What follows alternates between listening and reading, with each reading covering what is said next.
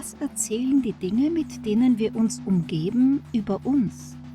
Werden wir so, wie wir wohnen, oder richtet unser Leben unsere Häuser ein? Und was kann man über sich selbst erfahren, wenn man das Haus der Vorfahren so untersucht, wie man sich in einem Spiegel betrachten würde? Diesen Fragen widmete sich Lois Weinberger in seiner künstlerischen Arbeit Debris Field.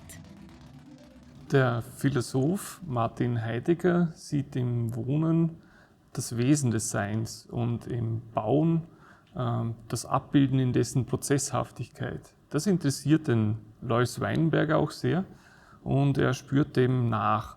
Und zwar in seiner Installation Debris Field, in der wir uns hier gerade befinden, in der über 1000 Fundstücke vereint. Fundstücke von einem besonderen Ort, und zwar von seinem Elternhaus, in dem er auch aufgewachsen ist, das über 700 Jahre Geschichte in sich verborgen hat, die der Lois Weinberger in einer Art Psychoarchäologie zutage gefördert hat. Ja, und was er hier zusammenbringt, ist nicht nur ein Abbild seiner Herkunft, natürlich auch einer Form von Prägung, sondern auch eigentlich ein ganzes Referenzsystem des bäuerlichen Alltags, das man hier vor sich ausgebreitet sieht. Lois Weinberger wurde 1947 in Stams in Tirol geboren. Er verstand sich als Feldarbeiter und begann in den 1970er Jahren mit ethnopoetischen Arbeiten, welche die Basis bildeten für die seit Jahrzehnten entwickelte künstlerische Auseinandersetzung mit dem Natur- und Zivilisationsraum. Die Ausstellung Basics im Belvedere 21 ist die letzte Ausstellung, welche Weinberger noch vor seinem Tod 2020 selbst mitkonzipierte. Er war zunächst Kunstschmied, aber er war auch Schauspieler, bildender Künstler.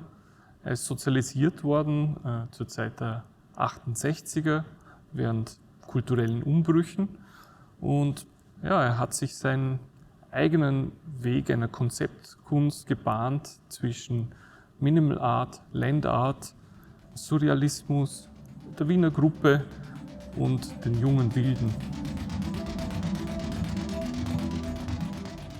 Lois Weinberger hat sich auch sehr für das Randständige, das Unbeachtete interessiert, eben für Wildpflanzen, genauso wie für das, was wir oft Unkraut nennen. Das wird oft zurückgedrängt, aus unserer Sicht weggenommen, so gut es geht, im urbanen Raum eigentlich unerwünscht, hat er hier für Pflanzen wie die ein Asyl geschaffen. Mit seiner Arbeit Portable Garden sind PVC-Taschen, die mit Erde gefüllt wurden und Vögel und der Wind verteilen Samen. Wenn sie hier niedergehen, sprießen die langsam und können neues Leben entwickeln.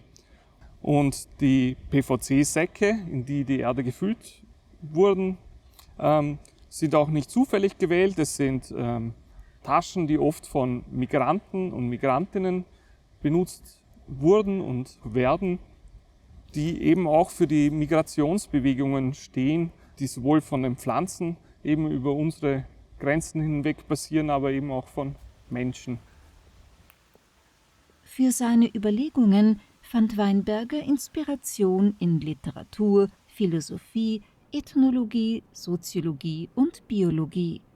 Er entwickelte seine individuelle ökologische Philosophie. Die Frage nach dem Verhältnis zwischen Natur und Kultur zieht sich durch sein Œuvre. Ein weiteres Hauptthema ist der unausweichliche Kreislauf aus Werden und Vergehen. Die Ausstellung Lois Weinberger Basics ist bis zum 24. Oktober 2021 im Belvedere 21 zu sehen.